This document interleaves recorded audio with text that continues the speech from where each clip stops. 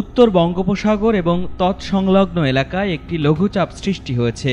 এটি আরও পশ্চিম উত্তর পশ্চিম দিকে অগ্রসর ও ঘনীভূত হতে পারে।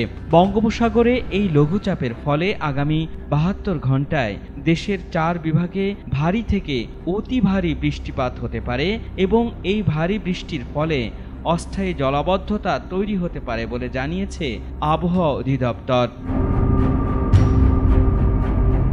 আবহাওয়াবিদ তরিফুল নেওয়াজ কবির জানিয়েছেন, বঙ্গোপসাগরে লঘুচাপের ফলে বৃহস্পতিবার বিকাল ৫টা থেকে পরবর্তী ৭২ ঘন্টায় খুলনা, বরিশাল, চট্টগ্রাম ও সিলেট বিভাগের অনেক জায়গায় ভারী থেকে অতি ভারী বর্ষণ হতে পারে।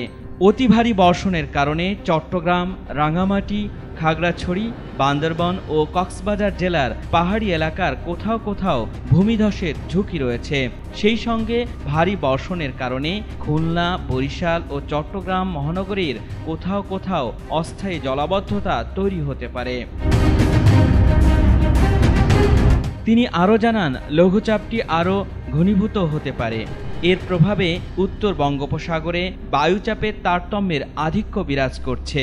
লঘুচাপের প্রভাবে উত্তর বঙ্গোপসাগর, বাংলাদেশের উপকূলীয় এলাকা ও সমুদ্র বন্দরগুলোর ওপর দিয়ে দমকা বা ঝোড়ো হাওয়া বয়ে যেতে পারে।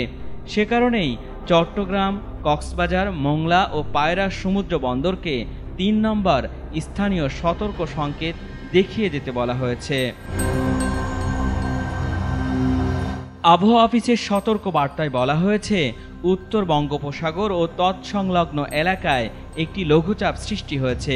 এর প্রভাবে বৃহস্পতিবার বিকাল ৫টা থেকে পরবর্তী ৭২ ঘন্টায় খুলনা, বরিশাল, চট্টগ্রাম ও সিলেট বিভাগের অনেক জায়গায় ভারী থেকে অতি ভারী বর্ষণ হতে পারে।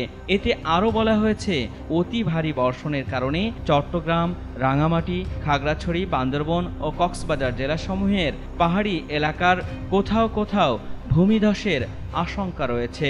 সেই সঙ্গে ভারী বর্ষণজনিত কারণে খুলনা, বরিশাল ও চট্টগ্রাম মহানগরীর কোথাও কোথাও অস্থায়ীভাবে জলাবদ্ধতা তৈরি হতে পারে বলেও জানিয়েছে আবহাওয়া অফিস।